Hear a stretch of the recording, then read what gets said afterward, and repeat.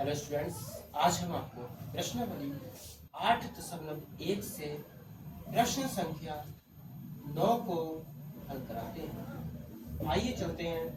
सबसे पहले हम प्रश्न को पढ़ते हैं। प्रश्न कहता है हमारा, त्रिभुज एबीसी में जिसका कोण बी समकोण है, यदि tan a बराबर 1/√3 हो तो निम्नलिखित के मान ज्ञात कीजिए। पहला पार्ट है हमारा sin a into cos c plus cos a into sine C. दूसरा पार्ट है हमारा cos a into cos c minus sin a into sine C. ये दो पार्ट हमें दे रखे हैं, प्रत्येक के मान हमें निकाल कर दिखाना है। सबसे पहले प्यारे बच्चों, हमें जो दे रखा है tan a बराबर 1/√3, इसके माध्यम से हम त्रिभुज की तीनों भुजाओं को ज्ञात करेंगे। लंब कर्ण आधार, प्यारे बच्चों tan a बराबर होता है लंब बटा आधार। लंब की वैल्यू हमें दे रखी है, आधार की वैल्यू हमें दे रखी है, हमें कर्ण की वैल्यू निकालना है। तो सबसे पहले हम एक ट्रायंगल बनाएंगे जिसका नाम ए बी सी रख दिया। लंब की वैल्यू हमें 1 दे रखी है, आधार की वैल्यू हमें √3 दे रखी है, हमें कर्ण की वैल्यू निकालना है। कर्ण हमें दे रखा है ए सी। चूंकि कर्ण स्क्वायर इक्वल टू होता है, यानी कि A C square equal to हो जाएगा लंब स्क्वायर यानी कि बी सी स्क्वायर प्लस आधार स्क्वायर यानी कि ए बी स्क्वायर।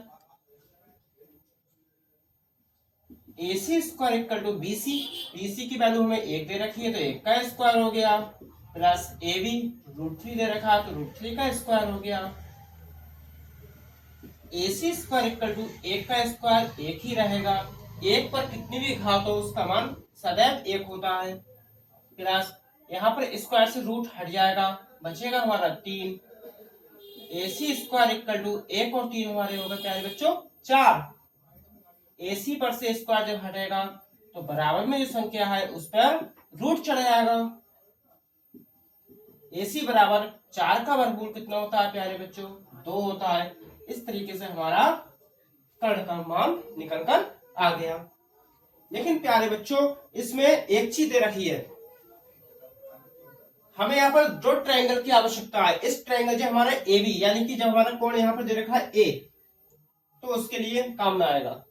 और जब सी है तो यहाँ चित्र को हम घुमा देंगे, यानी कि जो बीसी रेखा है यानी कि लंब रेखा है वो आधार रेखा कर देंगे, यानी कि इस टाइप से।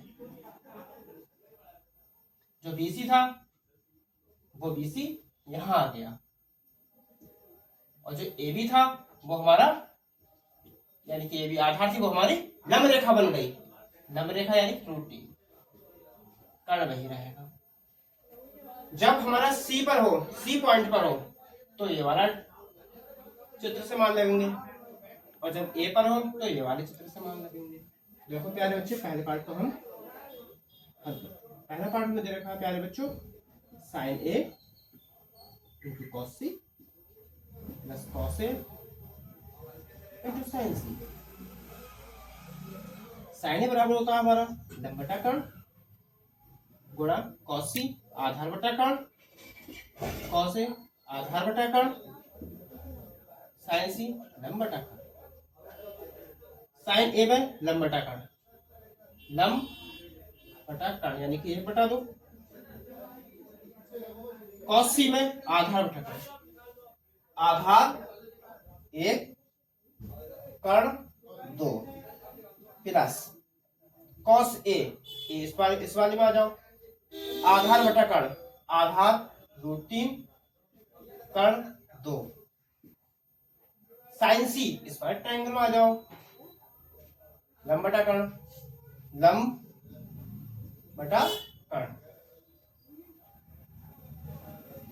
ऊपर डिजिट की हम क्या करेंगे मल्टीप्लाई, यानी कि 1 एकम 1 और 2 दूनी 4। ऊपर √3 की गुणा √3 गुणा 3 आएगी, और नीचे 2 दूनी 4, यहाँ भी 2 दूनी 4, सॉरी बच्चों। हर हमारा समान है तो हम ऊपर के जो डिजिट है ऐसे लिख देंगे 1 प्लस 3, 1 और 3 4 और नीचे 4, 4 एकम 4। इस तरीके से हमारा जो आंसर आ गया 1। प्यारे बच्चों, पहला पार्ट हमारा सॉल्व हो गया, जिसका आंसर हमारा 1 आया। इसी प्रकार हम दूसरे पार्ट को भी सॉल्व करते हैं।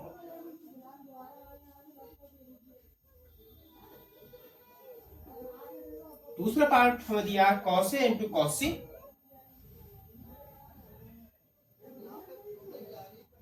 Minus sin A into sin C।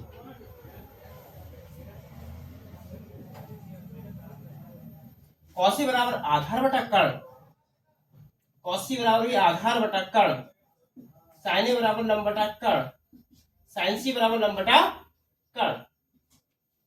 अब जो cos A वाले यानी कि इस वाले ट्रायंगल में देखेंगे आधार कौन सा है, आधार √3, कर्ण 2।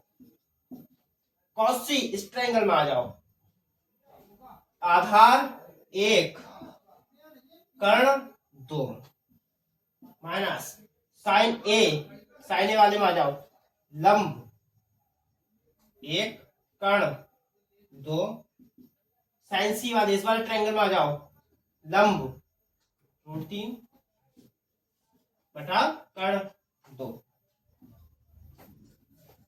यानी बच्चों √3 की 1 से मल्टीप्लाई, √3 एकम √3 और नीचे 2 दूनी 4, माइनस ऐसे ऊपर √3 एकम √3 इधर और नीचे 2 दूनी 4। यार बच्चों प्लस का √3 बटा 4 माइनस का √3 बटा 4, प्लस माइनस के हैं दोनों एक से हैं, आपस में कट जाएंगे।